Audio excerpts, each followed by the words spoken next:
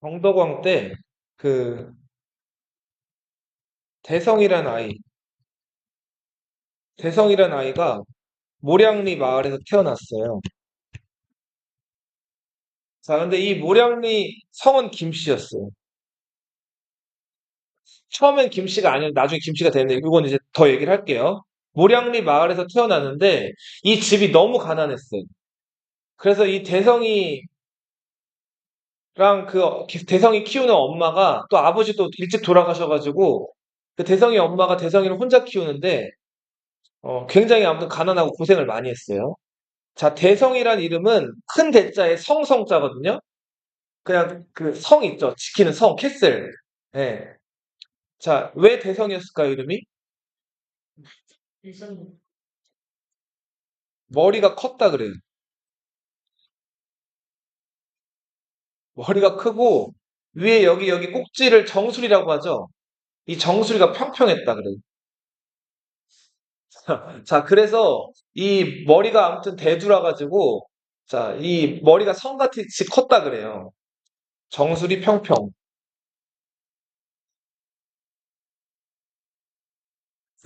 그래서 이름을 대성이라고 지었다. 근데 워낙 가난해가지고 그 이웃집에 있는 그 부잣집이 하나 있었는데 그 부잣집에 좀 뭐랄까 빌어먹고 살려고 그 하인으로 들어가게 됐어요. 근데 그 부잣집 주인이 좀 마음씨가 좋아가지고 이 대성과 대성 엄마한테 밭을 하나 줬어요. 그 다음에 우리 집에서 좀 이 허드렛 일 하면서 저 밭에서는 너희가 농사 지어가지고 저기서 나온 것들은 너희가 먹고 살아라 이렇게 얘기를 해준 거예요. 자, 근데 어느 날 그 부잣집을 웬 스님 하나가 지나가다가, 네, 그 스님이 지나가다가 좀 시주를 해달라고 이렇게 스님이 이렇게 얘기를 했어요. 왜 스님이 이제 그 쌀이나 이런 것들 공양받는다고도 하고 시주 받는다고 하죠. 그래서 그 부잣집 가서 시주를 받았는데 그 집주인 그 부자가 그 당시 꽤 많은 그 쌀 50석 정도를 스님한테 시주를 한 거예요. 자, 50석이라고 하면은 뭐 지금으로 치면 좀 잘 상상이 안 되겠지만 아무튼 한 지금으로 치면 100만 원이 넘는 돈이라고 보시면 돼요. 그러니까 꽤 큰 돈을 이렇게 시주를 한 거예요. 자, 그래서 이 스님이 굉장히 기뻐하면서 그 부잣집 주인한테 지금 이렇게 시주하면은 그 이 시주한 거에 훨씬 더 큰 그 어떤 뭐 액수라든지 이런 것들이 지금 당신에게 갈 겁니다. 이런 식으로 그 부자를 이제 뭐랄까 축하를 해줬다 그래요. 네. 근데 요걸 보고 있다가 대성이랑 대성 엄마가 우리는 가난한 형편이라서 지금 시주를 못 하는데 우리도 시주를 해야 되지 않을까 해가지고 그 대성이랑 대성 엄마가 시주를 하기를 해요. 뭘 시주를 했을까요? 그 부자에게서 받은 밭이 있었죠. 그 자기네 생계수단일 수도 있는데 그 밭을 그 스님에게 시주를 한 거예요. 자, 왜냐면 자기들 먹고 살 게 없어졌죠. 그런데도 그 밭을 시주를 했어요. 그렇죠. 밥줄이 끊겼죠. 자, 근데 그러고 있다가 얼마 안 있다가 대성이 병이 들어서 죽어요. 네. 대성이 죽은 다음에 그 모량리에 있는 또 다른 부잣집 김문량이라는 사람의 집이 있었는데 이 사람네 집은 이제 김문량은 관직에 나가 있는 사람이고 부자였단 말이에요. 김문량이 아무튼 대성이 죽는 날 밤에 꿈을 꿔요. 네, 꿈을 꾸는데 자, 이 그 대성이라는 머리 큰 아이가 네, 지금 이 문량 집에서 다시 태어날 거라고 하는 거예요. 그래서 아무튼 그 김문량이라는 관리랑 김문량의 아내가 그날 밤 이제 잠자리를 가졌는데 그날 이제 또 그 대성의 혼이 이쪽 김문량 집으로 돌아와가지고 자 아무튼 김문량과 그 아내와의 사이에서 아들이 태어나는데 그 아들 이름을 김문량이 또 뭐로 지었다? 대성으로 지었단 말이에요. 자 그렇게 해서 이 대성은 김문량의 성을 따라가지고 이때부터 뭐라고 불리게 된다? 김대성 이렇게 부르게 된다. 대성이 태어났을 때 김문양 집에서 다시 태어났을 때 왼손을 꼭 쥐고 있었다 그래요. 그리고 이걸 7일 동안 안 폈다 그래요. 그리고 7일 만에 마침내 이 왼손을 이렇게 폈는데 그 편 손에 자기 그 전생에 살았던 그 엄마랑 그 전생에 살았던 그 집 있죠? 그 집에 주소가 적혀 있었다 그래요. 자, 그래서 김문량이 그 전생에 김대성이 살았던 집을 가가지고 자, 지금 여기 아이가 태어났는데 이런 이런 국절이 있다라고 얘기를 했는데 그 지금 아들을 먼저 보낸 그 가난한 엄마 있죠. 그 엄마가 대성을 보고 아무튼 전생에 내 아들이 맞는 것 같다 이렇게 됐다 그래요. 네. 그래도 아무튼 대성이 이제 그 부잣집에 태어나가지고 공부도 열심히 하고 어느 정도 성인 돼서 컸어요. 자, 커가지고 이제 신라의 그 벼슬자리에 나가가지고 관직 생활도 하고 하는데, 네. 자기 그 전생의 부모를 위해 가지고 절을 지었는데 그 절이 불국사라는 절이었고요. 그리고 자기 현생의 부모를 또 위해 가지고 또 절을 지었는데 그 절이 석불사라는 절이었어요.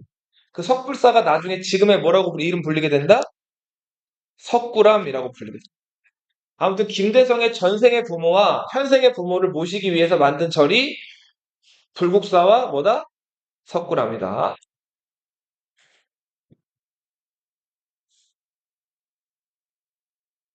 자, 불국사 안에 이제 당시에 그 불국사를 이렇게 뭐랄까 꾸미기 위해서 탑들이 만들어져요. 자, 우리 불국사 가면은 그 금당 안에 두 탑이 있죠. 무슨 탑이랑 무슨 탑? 석가탑과 다보탑이 있죠. 그죠? 네. 자, 당시에 이제 석가탑을 만드는데, 네. 이 석가탑 만드는 과정이나 그 만드는 게 보통 힘든 일이 아니어가지고 그 석가탑을 만드는 장인이었던 아사달이 자기 부인이었던 아사녀한테 어, 이렇게 얘기를 했다 그래요. 당시 불국사 앞에는 이 연못이 있었다 그래요. 근데 이제 계단 위로 올라가서 금당으로 들어간 다음에 여기다가 이제 탑을 만드는 작업을 했는데 이 탑이 높게 쌓여지면은 저 계단 아래에 있는 이 연못의 그 탑의 그 꼭대기 부분이 이제 그 보일 정도의 그 탑 사이즈였던 거예요. 자, 그래서 이 당시 아사달이 자기 결혼한 지 얼마 안 된 신혼부부 그 아사녀, 자기 부인 아사녀한테 자, 자기가 이제 탑을 만들 건데 탑이 언제쯤 완성이 되는지는 이 연못에 탑에 아마 그림자가 비칠 텐데 그 탑에 그림자가 비치는 때가쯤이 되면은 탑이 완성될 거다라고 얘기를 했다 그래요. 요 당시에 이제 탑을 지을 때는 그 여자들이 요 탑 짓는 건설 현장이나 공사 현장에 왔다 갔다 하는 게 금지돼 가지고 탑을 짓는 동안 꼼짝없이 아사달이랑 아사녀가 이별해야 되는 상황이었기 때문에 자기 부인이었던 아사녀한테 이렇게 얘기를 한 거예요. 그래서 아사녀가 하염없이 기다리지 않게 하려고 이 탑의 그림자가 뜨게 되면 탑이 거의 완성될 시점이다라고 얘기를 해주고 아사달은 탑을 지으러 들어갔어요. 자, 근데 1년, 2년, 3년 시간이 지나고 한참을 기다려도 그 탑의 그림자가 안 비치는 거예요. 자, 그래서 기다리고 기다리다가 자기 남편이 너무 그리웠던 아사녀가 그 불국사 앞에 연못에 풍덩 빠져가지고 스스로 목숨을 끊었다. 자, 그리고 아사녀가 죽은 지 한참 지나가지고 마침내 아사달이 탑을 다 만들었고, 자, 탑이 만들어지자 그, 이제 그림자가 연못에 그제서야 비치기 시작했다 그래요. 자, 근데 아무튼 아사녀가 기다리는 동안 그 석가탑의 그림자가 그 연못에 비쳤어요, 안 비쳤어요? 비치지 않았죠. 그래서 이 아사달이 만든 석가탑을 그림자 없는 탑이라 그래가지고 무영탑이라고도 불러. 뭐라고도 부른다? 무영탑. 지금은 불국사 앞에 가면 연못이 있을까요, 없을까요? 불국사 가본 사람 있어요? 불국사 앞에는 연못이 없죠. 네. 그런데 그 동국대 경주 캠퍼스 팀이 그 불국사 앞에 과거에 연못이 있었을지도 모른다라는 가설을 제기했고 실제로 아주 먼 옛날에는 거기 연못이 있었을 수도 있다라는 결론이 나왔어요. 거기 뭐 이렇게 그 흙이라든지 그리고 저기 좀 흙을 좀 파내서 들어가 보니까 어느 정도 그 예전에 그 물이 있었던 흔적이나 이런 것들이 발견이 돼가지고 아마 신라 시대 때는 불국사 앞에 연못이 있었을 것이다라고 이렇게 추측들을 하고 있죠. 자, 경덕왕은 아들이 없었어요. 자, 아들이 없고 딸만 있었단 말이에요. 근데 이제 봐봐, 선생님 봐봐. 그 왕이 당연히 이제 자기 아들한테 왕자리를 이어주고 싶었겠죠? 그래서 어떻게 하면 아들을 얻을 수 있을지 고민이 많았는데 당시 궁예에 표훈이라는 유명한 스님이 있었어요. 이 스님은 굉장히 뭐랄까 법력도 뛰어나고 그 아는 것도 많고 해가지고 대덕이라고 불렸어요. 대덕이라고 하는 거는 스님한테 붙일 수 있는 가장 그 좀 좋은 칭찬이고 칭호라고 할 수 있는데, 네. 이 표운 대덕을 불러가지고 경덕왕이 물었어요. 내가 지금 아들이 없는데 어떻게 하면 아들을 낳을 수 있을까? 자, 물어봤단 말이에요. 표운 대덕이 이렇게 얘기를 하죠. 지금 내 어떤 능력이나 이런 것들은 당장 아들이 태어날지 안 태어날지를 알 수는 없고, 저기 저 하늘로 올라가서 상제를 만나야 된다는 거예요. 무슨 상제? 옥황상제. 네. 자, 평소에 표운대덕은 옥황상제를 만나러 하늘로 왔다 갔다 하는 그 길을 알고 있어가지고, 네. 이 표운대덕이 옥황상제를 만나러 하늘로 또 올라가요. 자, 올라가서 이 당시 경덕왕의 소망, 네. 경덕왕이 아들을 낳을 수 있는지 없는지를 옥황상제한테 물어봐요. 옥황상제의 대답, 딸을 낳을 수 있다는 거예요. 자, 이거 좀 실망스러운 얘기죠. 그래서 그 얘기를 자, 이 표온대덕이 그 하늘에서 내려와가지고 경덕왕한테 전해줬어요.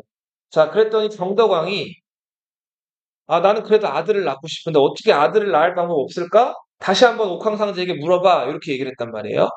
그래서 이 표온대덕이 하늘로 올라갔어요. 다시. 그 다음에 옥황상제한테 물어봤어요. 자, 딸을 어떻게 아들로 바꿀 수 있는 방법이 없습니까? 자, 옥황상제가 얘기를 했는데 바꿀 수는 있는데 바꾸게 되면 신라라는 나라에 큰 병난, 문제가 생길 것이다. 이렇게 얘기를 한단 말이에요. 자, 그 얘기를 경덕왕이 전해 듣고 어떻게 했을까요? 그냥 딸로 만족했을까요? 나는 그래도 뭐를 갖고 싶다? 아들을 갖고 싶다. 자, 그래서 결국은 표훈이 옥황상제에게 가가지고 아들로 바꿔주세요라고 얘기를 했단 말이에요. 자, 그래서 원래 딸로 태어나야 됐을 경덕왕의 자식이 이제 뭘로 태어나게 된 거예요? 아들로 태어나게 된 거예요. 자, 근데 옥황상제가 이런 말을 덧붙여요. 자, 이 표군 너는 하늘로 왔다 갔다 하는 길을 알고서 이거를 지금 속세의 왕에게 막 쉽게 알려주고 이래가지고 천기를 누설했기 때문에 앞으로 다시는 하늘로 못 올라올 거야. 자, 그래서 요 시절부터 이제는 사람이 하늘로 올라가는 게 불가능해졌다 그래. 자, 믿거나 말거나 하지만. 자, 그래서 이 표훈이 아무튼 가져온 얘기대로 자, 경덕왕이 얼마 안 있다가 부인과의 사이에서 아이를 낳는데 그 아이가 딸이었을까요? 아들이었을까요? 아들로 태어나죠. 이 아들이 경덕왕의 뒤를 이어서 왕이 되는 무슨 왕? 혜공왕입니다. 자, 근데 원래 딸로 태어나야 됐을 사람이 아들로 태어나다 보니까 좀 여러 가지 문제가 많았어요. 일단은 혜공왕이 여자들이 하는 놀이를 좋아했다고 그래요. 여자들의 놀이. 어떤 놀인지는 구체적으로 삼국유사에 안 나와 있는데, 뭐, 여자들이 하는 놀이라고 하면은 뭐가 있을까요? 강강술래도 있고, 또, 경찰과도 아닌가? 여자들 경찰과 도둑하나? 하니, 뭐 했죠, 어렸을 때? 유튜브 봤어요? 공기 뭐 이런 거 하나? 고무줄 이런 거? 네, 그런 거 할 수 있죠. 여자들의 놀이를 했다 그러고, 비단 주머니 차는 걸 좋아했다 그래요. 자, 옷도 여자들이 입는 옷, 여자들이 입는 화려한 색상의 옷들을 좋아했답니다. 자, 그래서인지 모르겠는데 혜공왕이 제위하던 시절부터 신라에서 조금씩 뭔가 그 신라 수도 경주의 어떤 명령을 잘 안 듣는 지방 귀족들의 반란 이런 것들이 조금씩 일어나기 시작을 해요. 자, 대표적으로 대공, 대렴의 반란. 네. 자, 진골 귀족들입니다.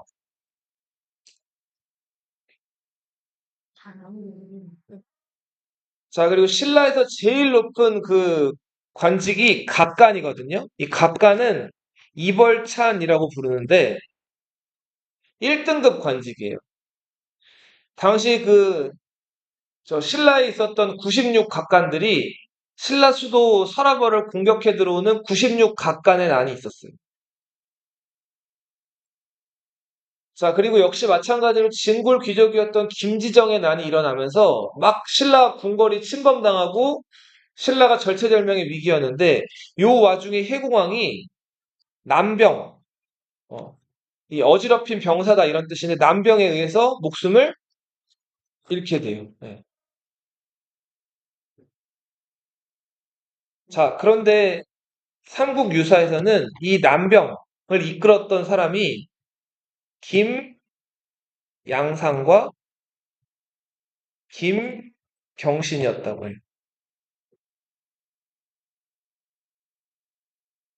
자, 당시 김양상은 상대등이라는 관직에 올라가 있었어요. 뭐였다고요? 상대등. 상대등은 진골 귀족들을 모아가지고 회의하는 최고 수장이에요. 오늘날로 치면은 국무총리격인 거. 자, 지금까지 선생님이 얘기한 건 삼국 유사의 이야기 같은 얘기였고, 저 전설 같은 얘기였고, 이제 그 역사 교과서에 나오는, 네, 좀 역사적인 얘기를 좀 해볼게요. 자, 31대 신문왕 때로 한번 다시 돌아가 보세요. 신문왕 때 우리 만파식적이란 필이 기억나죠?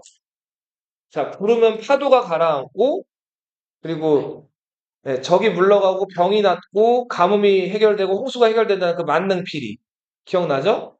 신문왕이 왕권을 강화하면서 당시 자기 장인어른이자 상대등이었던 누구를 죽여버렸어요? 김음돌의 난을 제압했죠. 그러면서 왕권을 강화하는데 그때 몇 가지 일을 더 좀 써볼게요.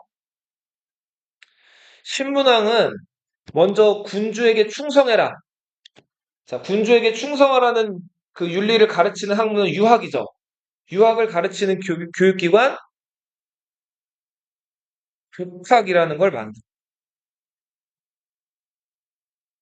자, 거꾸로 해서 유교 가르치는 기관 뭐였어요? 태학이었죠? 그쵸? 통일신라는 뭐예요? 국학이에요. 그리고 이제 신문왕은 아버지 문무왕한테 통일된 신라를 물려받았죠. 그죠? 자, 고구려 옛 땅에다가 세 개의 줄을 설치하고 백제 옛 땅에다가 세 개의 줄을 설치해요. 그리고 신라까지 3주. 그럼 몇 주예요? 333. 몇 주? 자, 통일된 신라를 몇 주로 만든다고요? 9주로 만들고요. 그리고 너희 경주라는 도시가 이쪽에 있죠. 동해바다 쪽에. 그죠? 한반도로 보면은 이 경주는 가운데 있어요. 한쪽에 치우쳐져 있어요. 한쪽에 치우쳐져 있죠. 수도가 이렇게 치우쳐져 있으면 나머지 지역에서 뭐 보고를 받거나 아니면 세금을 거두거나 이런 것들 불편하죠. 자, 그래서 5개의 작은 수도를 더 구주와 뭐를 만들었다? 오소경을 만들었다.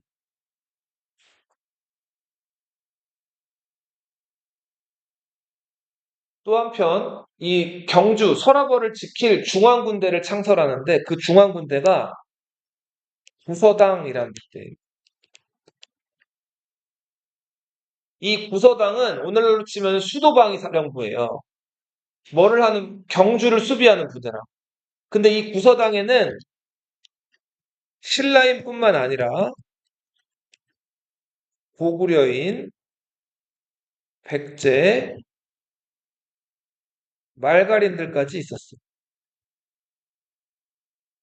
자, 여기서 알 수 있는 거. 신라가 고구려 사람들, 백제 사람들 예전에 우리 라이벌이고 적이었다고 따돌렸다? OX? X죠. 자, 신라에서 제일 중요한 서라벌을 수비하는 부대로 고구려, 백제, 말갈 사람들도 같이 쓴 거예요. 여기서 알 수 있는 거. 신라는 민족을 융합하려고 노력했다. 그리고 전국을 그 구주로 나눴다 그랬죠?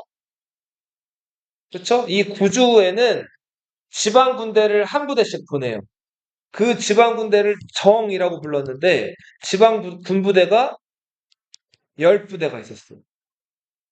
자, 신라의 지방군 몇 정? 10정이었어요. 자, 선생님 봐봐. 왜 주는 9개인데 정은 10개일까요? 한 정씩 기본적으로 같다며요. 자, 여기 제일 위에 한주라는 곳이 있었는데 이 한주는 위에 이제 발해를 상대하고 있죠. 그죠? 자, 발해를 방어하기 위해서 가장 여기 북방, 지금은 여기 서울이나 경기도 요 지역에는 특별히 몇 정을 뒀다? 2정을 놨어요. 2개의 정을 놨단 말이에요.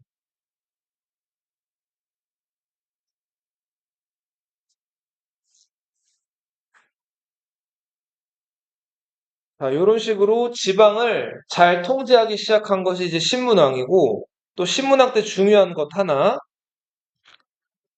노급이라는 거를 없애버려요. 폐지시킨다. 노급이 뭘까요, 노급? 너희 나라에 녹을 받는다 이런 얘기 들어봤어요? 나라에 녹을 받는다. 공무원들 월급 받을 때 좀 옛날 표현으로 이런 표현들을 쓰거든요. 여기서 녹이라고 하는 거는 기본적으로 그 쌀을 얘기해요, 쌀. 예전에 나라에서 월급으로 쌀을 받았는데, 자, 읍은 뭘까, 읍? 읍. 맞아요. 마을을 뜻해, 마을. 그러니까 이 당시 때는 월급으로 마을을 받는데 그 마을에서 뭐가 나왔어요? 세금으로? 쌀이 나오는 거예요. 자, 요 당시 때는 쌀이 나오는 그 마을을 월급으로 받는 거예요. 근데 문제는 봐봐. 예를 들면은 저 지원이가 진골 귀족이에요. 그러면 나라로부터 노급을 받아요. 그 노급은 여기 한 일원동 사이즈, 이 개포동 사이즈. 자, 요런 정도의 크기예요. 어. 그래서 이 일원동에 있는 주민들이 그 세금을 원래 나라에 낼 거를 이게 지원이 노급이 되면은 지원이한테 그 세금을 바치는 거예요. 쌀을. 예. 이해돼요? 기분 좋은 상상이죠? 예. 자, 근데 문제는 그것뿐만이 아니라 만약에 지원이 지금 중골 귀족이잖아요? 마음을 먹으면은 이 지금 일원동을 만약에 노급으로 받았는데 일원동에 있는 주민들한테 쌀만 받는 게 아니라 그 일원동 주민들한테 만약에 칼을 쥐어주면 그 일원동 주민들이 지원이의 뭐가 되기도 해요? 개인 병사가 되는 거예요. 사병이 되는 거예요. 그러니까 이 노급은 조세는 이제 그 곡식 세금이죠. 그 세금만 거둘 수 있는 땅이 아니라 뭐도 거둘 수 있는 땅? 군사도 이제 거느릴 수 있는 땅이란 말이죠. 근데 이러다 보니까 이거 진골귀족한테 너무 많은 특권을 준 거죠. 그리고 여차하면은 왕 말 안 듣는 귀족들이 어떻게 할 수 있어요? 반란 일으킬 수 있죠. 그래서 신문왕 때는 이 노급을 어떻게 해버린다? 없애버려요. 대신에 관료전이란 땅을 줘요. 자, 관료라고 하는 건 나라 관리라는 뜻이겠죠? 관료전은 노급이랑 달라요. 노급은 그 마을 주민들 무장시켜서 군사로도 쓸 수 있었다면 관료전은 거기 있는 백성들의 그 세금만 걷어갈 수 있는 거예요. 이제 관료전에서는 군사를 거둘 수는 없는 거죠. 왕권을 강화하는 과정에서 노급을 없애버리고 관료전을 주게 된다.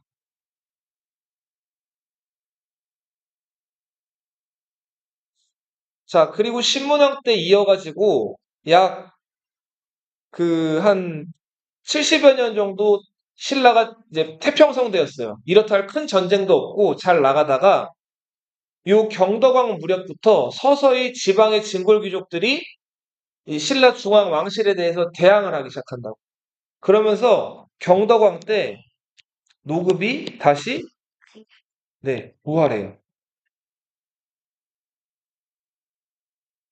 자, 노급이 부활했다는 거는 이제 슬슬 누구의 힘이 강해지고 있었다는 거? 진골 귀족들의 파워가 강해지고 있었던 거죠. 그리고 마침내 그 해공왕 때 진골 귀족들이 각 지역에서 반란을 일으키고 해공왕을 어떻게 해버렸어요, 심지어는. 죽여버렸죠. 자, 이렇게 해공왕이 죽고 신라는 이제 새로운 시대로 접어들게 되는데 이 시대를 신라 르네상스라고 한다? 신라 뭐라고 한다? 하대라고 불러. 해공왕 피살 이후부터요. 자, 이 구분 방법. 네. 여기다 좀 쓸게요, 위에다가. 삼국 사기라는 책 들어봤죠? 삼국 사기의 저자 누구예요?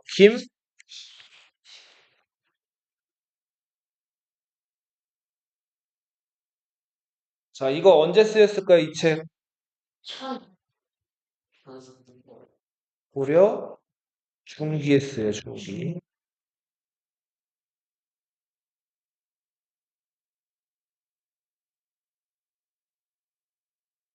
김부식이 이제 왕명을 받았었고, 자, 요 삼국 사기는 그 임금의 기록이 먼저 나와 있고, 그 다음에 인물의 기록이 따라 나와요. 자, 임금의 기록을 본기라고 하고, 인물의 기록을 열전이라고 해요. 자, 임금의 기록 본기, 인물의 기록 열전. 어떤 스타일로 쓰여 있다? 기전체.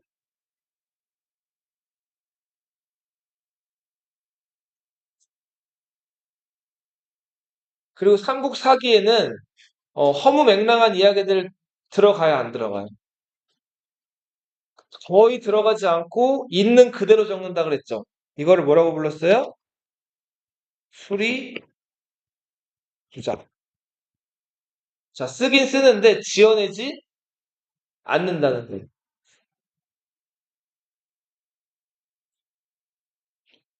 김부식은 과거 시험 장원급제한 유학자예요.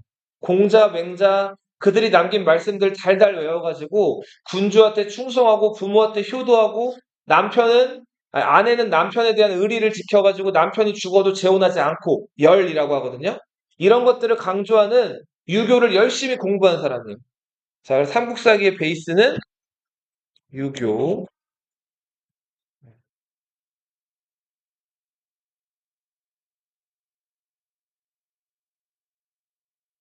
자, 그리고 삼국사기는 저 삼국시대를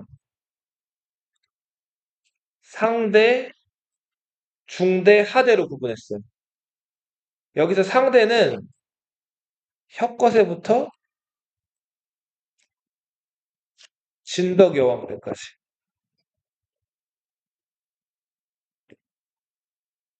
그리고 중대. 중대는 무열왕부터 무열왕 직계 자손들. 마지막에 죽는 누구? 해공왕까지. 그리고 하대. 자, 이 하대는 선덕왕. 해공왕을 죽인 상대는 김양상이 왕이 돼요. 선덕왕 때부터 언제까지? 신라 망하는 경순왕까지. 경순왕은 신라를 들어다가 고려 왕건에게 바친 사람이에요. 삼국유사 써볼게요. 저자가 누군지 혹시 아나? 일연 스님이죠. 삼국유사 언제 쓰였을까요? 몽골이 세운 원나라라고 들어봤어요? 이 원나라가 고려를 지배해서 간섭하던 어떤 시기? 간섭기에 쓰이죠.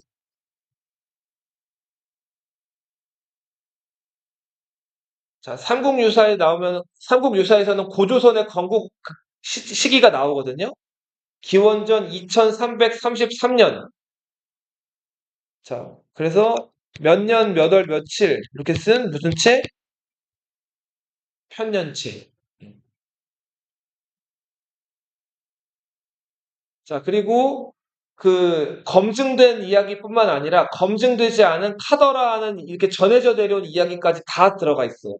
자, 그렇게 카더라는 전해져 내려온 이야기들 야사라고 부릅니다. 그럼 야사의 반대는 뭘까요? 검증된 기록. 정사예요, 정사. 삼국사기가 정사고 삼국유사는 야사입니다. 삼국유사 보면은 막 그 지증왕이라는 왕 막 엄청 거대하고 막 이런 것들 아주 적나라하게 묘사돼 있죠. 낯뜨거운 얘기들. 자, 그리고 막 그렇게 거대할 수 있어요, 사람이? 믿기 좀 어렵죠. 자, 이런 것들을 괴력, 난신.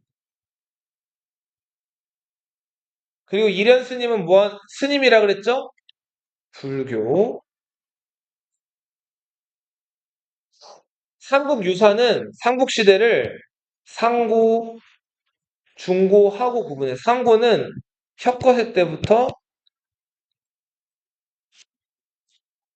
자, 그 지증왕까지. 중고는 법풍왕 때부터 진덕여왕까지. 하고는 무열왕부터 경순왕까지.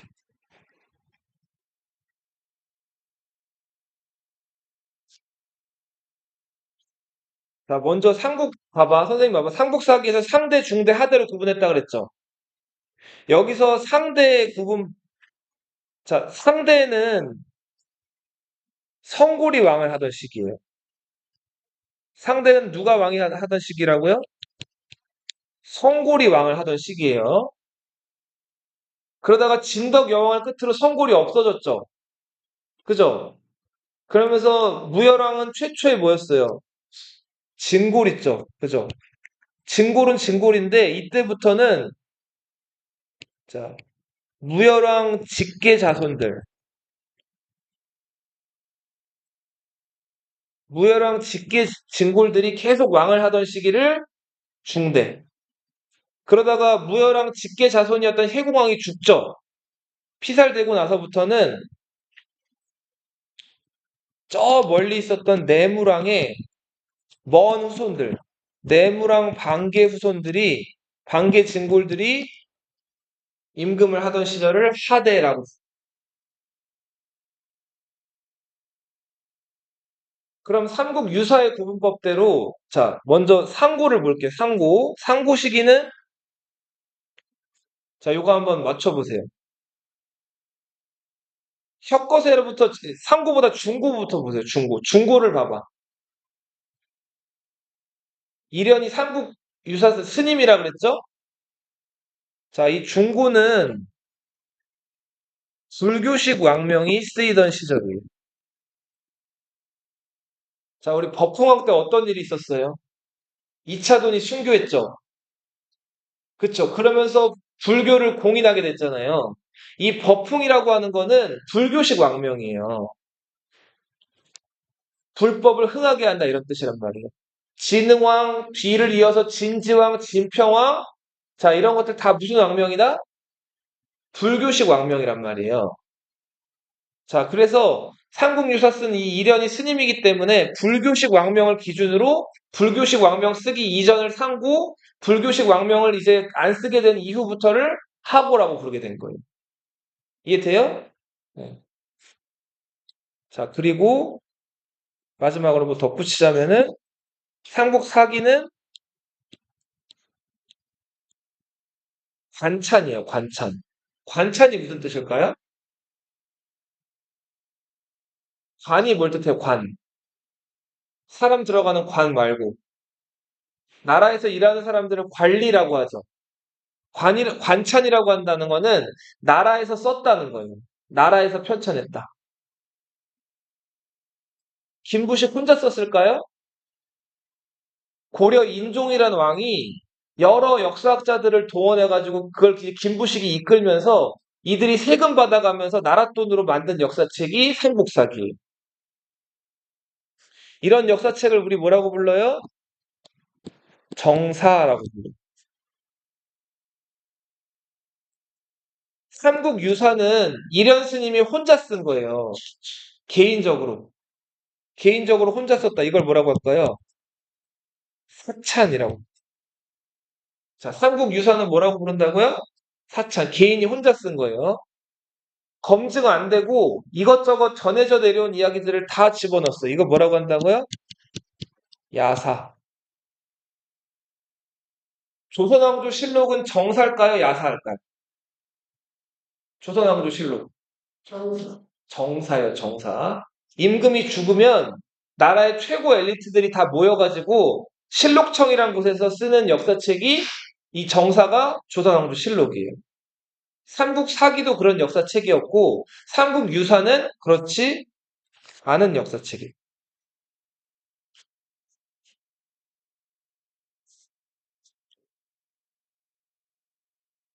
자, 해공왕이 죽고 이제 그 선덕왕 김양상이 이제 즉위하게 되는데 상대등이라는 관직을 가지고 있던 사람이 즉위를 한 거예요.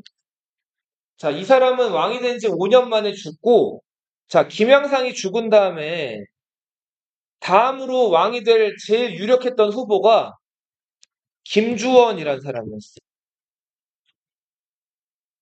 선덕왕이 죽고 나서 다음 제일 왕위 후보가 누구였다고요? 김주원이었어요. 김주원은 무열왕 직계였단 말이에요. 그러니까 원래 신라 중대 때 하던 대로 김주원이 왕위에 오르는 게 당연해 보였는데, 자, 왕이 되고 싶은 사람들이 또 여럿 있었는데, 그 대표적으로 선덕왕과 함께 해공왕을 같이 죽였던 김경신이라는 인물이 있었죠. 자, 이 김경신이 어느 날, 자, 꿈을 꿔요.